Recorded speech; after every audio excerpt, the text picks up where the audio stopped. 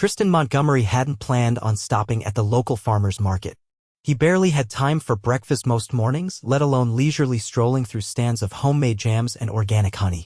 But his assistant had insisted something about fresh produce being the key to better work-life balance.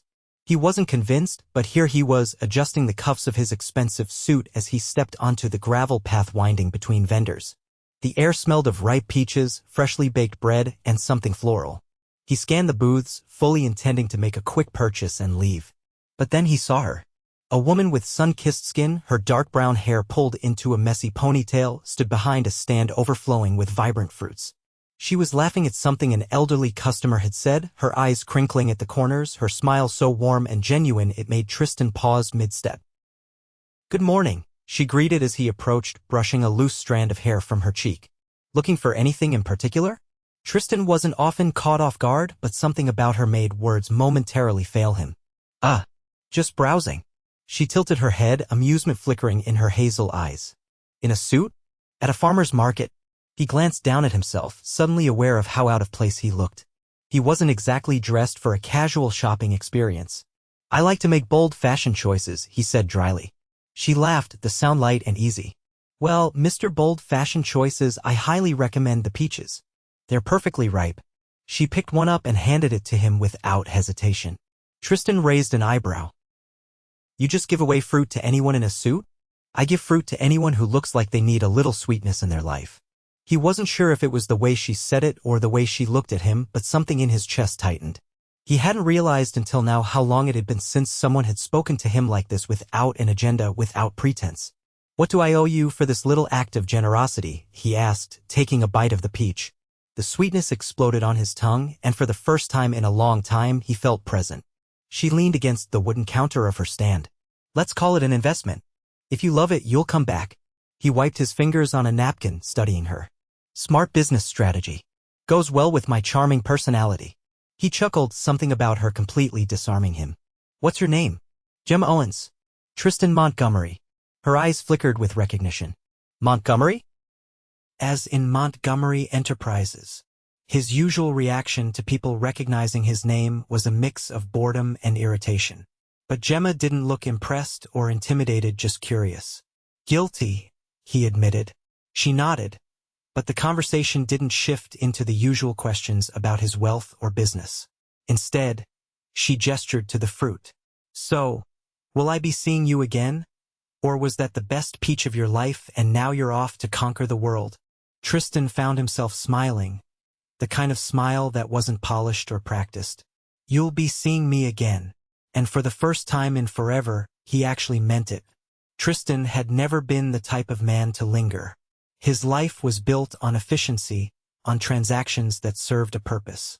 Yet, the next Saturday, he found himself back at the farmer's market, walking the same gravel path, seeking out the same booth filled with fruit that, until last week, wouldn't have interested him in the slightest. Gemma was there, arranging baskets of cherries, her hair pulled back in a loose braid. The sight of her, unbothered by the demands of the world outside this market, was strangely grounding. He approached without hesitation, the scent of peaches meeting him before her gaze did. "Back for another investment?" she teased, glancing up. Tristan leaned against the wooden counter. "I figured I should give your business another chance to impress me." She placed a ripe plum in his hand. "Try this. Sweeter than the peaches." He took a bite, the juices spilling over his fingers before he could stop them. Gemma laughed, handing him a napkin, and for a moment he felt utterly out of his element in the best way possible. "You don't seem like the type of guy who eats fruit straight from the source," she observed, folding her arms. "I'm full of surprises." She studied him for a moment, something unreadable passing through her eyes. "You work in an office, don't you? The kind with no windows and a desk that costs more than a car." "Guilty." She shook her head with a knowing smile. "You should spend more time outside. You look like you need it."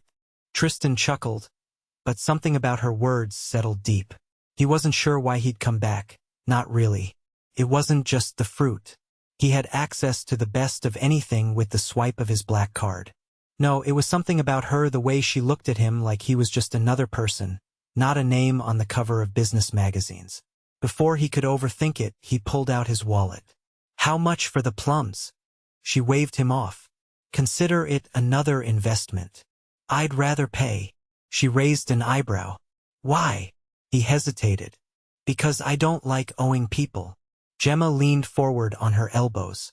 Maybe not everything has to be transactional, Montgomery. Something in his chest tightened at the way she said his name, like it wasn't attached to a billion-dollar empire. Just him. Before he could respond, an older woman approached the stand, greeting Gemma warmly. Tristan stepped back, watching as she helped the customer pick out a basket of strawberries, her energy light and easy. She belonged here, in this space that was the complete opposite of his carefully curated world. When the transaction was complete, Gemma turned back to him. You know, if you really want to pay me back, you could always help me carry some crates in from my truck. Tristan glanced down at his tailored suit. I don't think manual labor and this outfit are compatible. She grinned. Afraid to get your hands dirty? He exhaled, then rolled up his sleeves. Lead the way, Owens. She guided him behind the stand where a small white truck was parked. Wooden crates filled with apples and oranges were stacked inside. Tristan lifted one, the weight heavier than anticipated, but he refused to show it. Gemma, grabbing a smaller crate, shot him a look. Not bad for a guy who probably has people to carry things for him. I like to keep people guessing. They worked in tandem, bringing in the last of the produce as the sun climbed higher. Tristan had never considered this kind of work simple, repetitive, yet oddly satisfying. By the time they finished, he felt something unfamiliar, relaxed. Gemma dusted off her hands. Not bad, Montgomery. I might make a farmer out of you yet. He glanced around, the simplicity of her world contrasting sharply with his. I wouldn't count on it. She smirked. We'll see. Before he could respond, his phone buzzed in his pocket. He pulled it out, glancing at the name flashing across the screen. His assistant. Reality clawed its way back in. Gemma must have noticed the shift because her expression softened. Back to the real world? Tristan hesitated. Something like that. She nodded as if she understood something he didn't. Well, thanks for the help. And for actually paying for your fruit this time. He exhaled, slipping his phone back into his pocket. I'll see you next Saturday. Her eyes flickered with something unreadable. You think so? I know so. And with that, Tristan Montgomery walked away, the taste of plums still lingering on his tongue, the scent of fresh fruit and something undeniably real settling deep in his mind. The next Saturday, Tristan arrived at the market earlier than usual. The morning air was crisp, carrying the scent of fresh baked bread and citrus from a nearby stand. Vendors were still setting up, arranging displays of produce and homemade goods. Usually, he was the type to keep his schedule precise, but today he found himself wanting a moment before the crowd arrived. Gemma was already at her booth, stacking cartons of blueberries. She wore a loose button-down tied at the waist, her sleeves rolled up as she worked. When she noticed him approaching, her lips curved into a slow grin. You're early, Montgomery, she noted, wiping her hands on a towel. Didn't take you for a morning person. Neither did I, he admitted, glancing at the organized display. But I figured if I waited until later, you'd put me to work again. She laughed, shaking her head. You survived last time. I thought you might be tougher than you look. He raised an eyebrow. I own a company that operates in over 20 countries. I think I qualify as tough. Gemma leaned on the counter, tapping her fingers against the wood. That's a different kind of tough. You sit in offices, make deals, wear expensive suits. But when's the last time you built something with your hands? Tristan considered her question. He had people who handled those things for him. His entire world was structured around delegation, efficiency, control.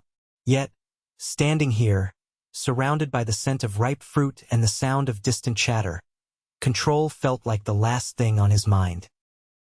Does assembling a boardroom table count? He asked dryly. Gemma rolled her eyes. Not even close. Before he could respond, a young boy ran up to the booth, barely tall enough to peek over the counter. Miss Gemma, do you have the special strawberries today? She crouched down, her voice warm. I sure do, Jack. Your grandma sent you, didn't she? The boy nodded enthusiastically, holding out a few crumpled bills. Gemma took the money, pretending to inspect it. Looks like you're good to go. She handed him a small carton of strawberries, ruffling his hair before he dashed off. Tristan watched the exchange, something unfamiliar settling in his chest. You know all your customers by name? Not all, she admitted, standing back up. But I try. It's different when you're selling something people actually need. Food isn't just a product, it's part of their lives. He studied her, the way she spoke with certainty, with purpose. It was so different from the world he came from, where everything was about margins and revenue. You actually enjoy this, he remarked, more to himself than to her. Gemma arched a brow. Is that so surprising? Most people I know are constantly chasing something bigger. She folded her arms. And what are you chasing, Montgomery? He opened his mouth to respond, but nothing came. Before the silence could stretch too long, a voice interrupted them. Well, this is a surprise. Tristan turned to see a woman in an expensive coat, her manicured hands clutching a designer handbag. She had sharp features, the kind that came from years of careful maintenance. Gemma's expression shifted slightly, her easygoing demeanor cooling. The woman eyed Tristan. I didn't expect to find you here of all places. He kept his posture relaxed. Victoria. Gemma's gaze flickered between them, her expression unreadable. Victoria glanced at the fruit stand, then back at him. I thought you didn't have time for things like this. I made time, he said simply. Her lips pressed together, but the curiosity in her eyes remained. Well, I won't keep you. Just surprised to see you outside of a boardroom. With that, she turned and disappeared into the crowd. Gemma exhaled, running a hand through her hair. That was something. Tristan met her gaze. My ex. She nodded slowly. Figured. Surprised. A little, she admitted. She seemed polished. She was. Gemma hesitated before asking, and what happened? Tristan considered his answer. We wanted different things.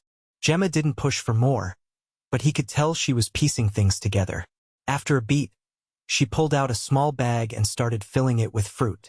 Here, she said, handing it to him. Something to remind you that there's more to life than boardrooms and exes. He took the bag, their fingers brushing briefly. For the first time in a long time, he wasn't thinking about deals or deadlines.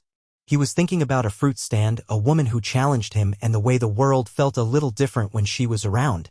And that, more than anything, unsettled him. Tristan had never been the kind of man to let distractions pull him from his empire. He built Montgomery Enterprises on discipline, on knowing exactly where his attention needed to be at all times. And yet, for the past week, his mind had been anywhere but his boardrooms. It had been on Gemma. He was back at the farmer's market earlier than ever, his car parked at the curb while vendors were still unloading their goods. The morning air carried hints of citrus and fresh soil, and the sky stretched wide and golden overhead. He wasn't a man who lingered over simple pleasures, but something about this place, about her, had changed that. Gemma was at her stand, tying an apron around her waist, when she spotted him. A slow, knowing smile spread across her face as he approached. You're getting predictable, Montgomery, she teased, brushing a strand of hair from her cheek. I was starting to think you only showed up on Saturdays. Had to make sure you weren't running a fraudulent operation, he countered, stopping in front of the stall. Wouldn't want to invest in a failing business? She laughed, shaking her head as she picked up a crate of nectarines. Well, if you're going to keep showing up like this, I might have to start charging you for entertainment. He took the crate from her hands before she could protest, setting it on the wooden counter. I'll pay in manual labor. Gemma eyed him. You? Doing actual work? I carried crates last time, didn't I? She leaned against the counter, watching him with something unreadable in her expression. That was different. That was charming first-time effort. This, she gestured to him in his rolled-up sleeves, feels like commitment. Tristan met her gaze, something settling deep in his chest. Maybe it is. For the first time, Gemma hesitated, as if weighing his words more carefully than before. You don't seem like the kind of guy who does things without a reason. I don't. She studied him for a moment before exhaling, shaking her head. All right, fine. You want to work? Come with me. She led him behind the stand where baskets of produce waited to be arranged. Without hesitation, Tristan picked up a handful of apples and started stacking them in careful rows. Gemma crossed her arms. Impressive. I half expected you to start making a spreadsheet about apple placement efficiency. He shot her a look. Give me time. She laughed, and for a while they worked in comfortable silence. The market was still waking up, the occasional sound of vendors calling out their morning greetings filling the air. Then, softly, Gemma spoke. Why are you really here, Tristan? He paused, his hands resting on the counter. He could have given a dozen answers, ones that sounded logical, strategic, the kind of responses he gave in board meetings. But none of them would be true. Instead, he turned to her. Because I don't want to be anywhere else. Her breath hitched, and for the first time since he met her, she looked truly caught off guard. Gemma, he continued, his voice quieter now, I've spent my entire life chasing the next deal, the next acquisition. I've built an empire, but none of it has ever made me feel the way I do when I'm here. She swallowed, her fingers tightening around the edge of the basket she was holding. That's a lot of pressure to put on a fruit stand, Montgomery. He shook his head. It's not about the stand. It's about you. For a moment, she said nothing. Then, with a breathy laugh, she looked down, shaking her head. You really don't do things halfway, do you? Not when it matters. She exhaled, her gaze lifting once more. And this does. Yes. Gemma stared at him, and for the first time he saw something in her eyes that he hadn't dared hope for, something unguarded, something real. Then, slowly, she reached for his hand. Okay, she said, her voice barely above a whisper. Then stay. And for the first time in his life, Tristan Montgomery had nowhere else he'd rather be. Tristan had never been the kind of man to second-guess himself. Every decision he made in business was deliberate, every step forward calculated. But standing across from Gemma at her fruit stand, with her hands still lightly resting against his, he found himself in uncharted territory. She hadn't pulled away. That meant something. Are you sure about this? She asked, her voice softer than usual. Because I don't do things lightly, Tristan.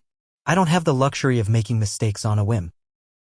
He studied her, his thumb brushing against the back of her fingers. I don't either.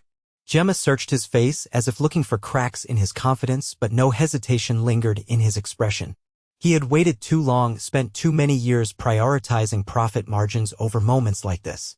A vendor across the way called out a greeting, breaking the quiet between them. Gemma blinked as if remembering where they were and slowly withdrew her hand. I still have customers to take care of, she said, motioning toward the growing crowd. Tristan nodded but didn't step away. Then I'll wait. She exhaled, torn between amusement and something deeper. You know you don't have to do that. I know. Gemma gave him a long glance before shaking her head and turning her attention to the next customer. Tristan remained where he was, watching her work, observing the way she interacted with people as if each one mattered. Minutes passed, then an hour. He didn't check his phone. He didn't think about Montgomery Enterprises or the dozens of emails undoubtedly waiting for his approval. He simply existed in this space, watching, listening, absorbing. Finally, when the rush had slowed, Gemma wiped her hands on a cloth and leaned against the counter. All right, Montgomery. You've been patient. What now? He tilted his head slightly. Have dinner with me. Her lips parted slightly, surprise flickering across her face. Dinner. Yes, a real one. Not just a conversation over plums. She hesitated, glancing toward the remaining crates of fruit that still needed organizing. I have to finish here. I'll help. Gemma let out a breath of laughter. You really don't give up, do you? Not when it matters. She studied him again, weighing his words. Then, after a moment, she nodded. All right, but I picked the place. Tristan gestured for her to lead the way. Fair enough. They ended up at a small restaurant tucked between buildings on the quieter side of town. It was nothing like the places Tristan usually frequented. There were no private dining rooms, no Michelin stars, no waiters hovering expectantly. Just a cozy atmosphere, warm lighting, and the scent of freshly baked bread drifting through the air. They sat across from each other in a booth near the window. Gemma glanced at the menu, then at him. Let me guess. You're used to meals that require 5 different forks. He leaned back, amused. You think I don't know how to eat a burger? She grinned. I think you're about to surprise me. The server arrived and Gemma ordered without hesitation. Tristan followed her lead, choosing something simple. When the server left, Gemma rested her elbows on the table. All right, since we're doing this properly, tell me something real about you. Not business. Not money. Just you. Tristan considered that. He was used to discussing market trends and investment strategies, not himself. But if she wanted honesty, he'd give it. I used to think winning was the only thing that mattered, he admitted. That if I built something big enough, powerful enough, I'd feel. He stopped, searching for the right word. Gemma watched him, waiting. Fulfilled? She supplied. He nodded. But it never worked. No matter how much I accomplished, there was always something missing. She tilted her head slightly. And you think this us is the answer? He met her gaze, unwavering. I think you make me stop looking for more. Gemma blinked, her fingers tightening slightly around the edge of the table. That's a dangerous thing to say, Tristan. Why? Because it means this isn't just a passing distraction for you. It isn't. She let out a slow breath, then leaned back against the booth. You know, I've spent my whole life trying to build something steady, she said. Something that isn't dependent on anyone else. And then you walk in with your expensive suits and your impossible confidence and you throw all of that off balance. Tristan reached across the table, his fingers brushing against hers once more. Maybe balance isn't about standing still. Maybe it's about moving forward together. Gemma stared at their hands for a long moment before finally curling her fingers around his. And this time she didn't let go. Tristan had spent years making high-stakes decisions, navigating ruthless negotiations, and building an empire that most men could only dream of. Yet, sitting in the quiet glow of Gemma's favorite restaurant, his fingers laced with hers across the table, he realized none of it had ever felt as significant as this moment. She wasn't like anyone he had ever known. She didn't try to impress him, didn't care about the weight of his name or the empire attached to it. She only cared about what was real, about what mattered. And for the first time in his life, he found himself wanting to be part of something that wasn't built on power, but on something far more fragile, genuine connection. Gemma studied him, her thumb brushing absently over his knuckles. I still don't understand why someone like you keeps showing up in my world. He held her gaze. Maybe I was looking for something I didn't even realize I needed. She exhaled, tapping her fingers lightly against the table. That's a nice thought. But real life isn't always that simple. Tristan leaned forward slightly. Maybe it doesn't have to be complicated either. She looked at him for a long moment before shaking her head with a soft laugh. You're impossible. He smiled. So I've been told. Their food arrived, and for a while they ate in comfortable silence. It was easy in a way Tristan wasn't used to. No forced small talk, no calculated conversations. Just simple, honest companionship. As the evening stretched on, Tristan noticed the way Gemma's expression shifted, as if something unspoken lingered between them. He set his fork down. What's on your mind? She hesitated before answering. I guess I'm just trying to figure out where this leads. He didn't miss the weight behind her words. She wasn't asking for a casual answer. Tristan reached for his glass, turning it slightly between his fingers. I don't do things halfway, Gemma. If I'm here, it's because I want to be. She searched his face, looking for any sign of uncertainty. And what happens when your world starts pulling you back? When your company needs you in 5 different cities at once? I make it work, he said simply. For the first time in my life, I have something worth prioritizing over business deals and board meetings. Gemma let out a slow breath, as if absorbing his words. Then, after a beat, she nodded. All right, Montgomery.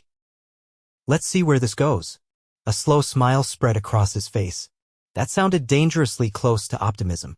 She laughed, shaking her head. Don't get used to it. But he already was. Tristan had never been one for impulsive decisions, but when he found himself standing outside Gemma's fruit stand one evening after the market had closed, he knew exactly what he wanted to do. Gemma was locking up for the night when she spotted him. You're persistent, she noted, amusement flickering in her eyes. He stepped closer, the evening air cool around them. I have something for you. She raised an eyebrow. Should I be worried?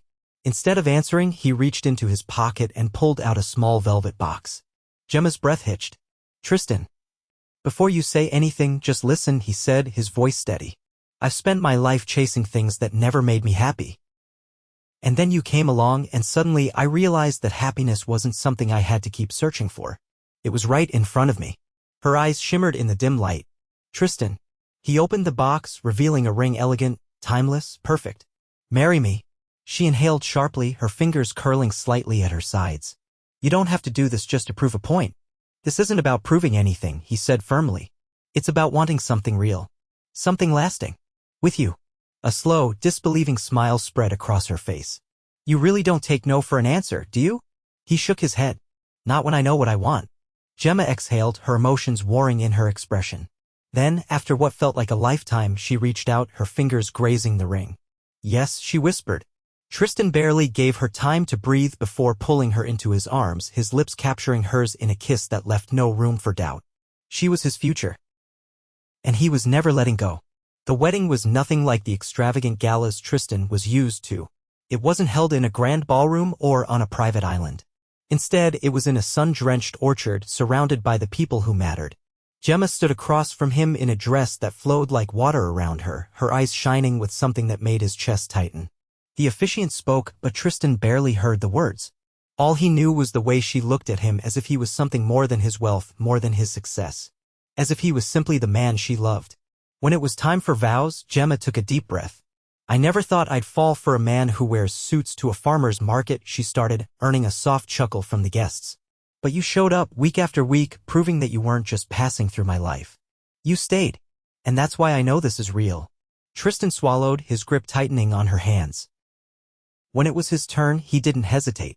I've spent my life making decisions that affected thousands of people. But this choosing you was the easiest decision I've ever made. Gemma's eyes glistened, her lips parting slightly as if she were holding back tears. The officiant smiled. You may kiss the bride. Tristan didn't wait. He pulled her close, capturing her lips in a kiss that sealed everything. The sound of applause faded into the background because in that moment nothing else mattered. She was his home. And he was finally where he was meant to be.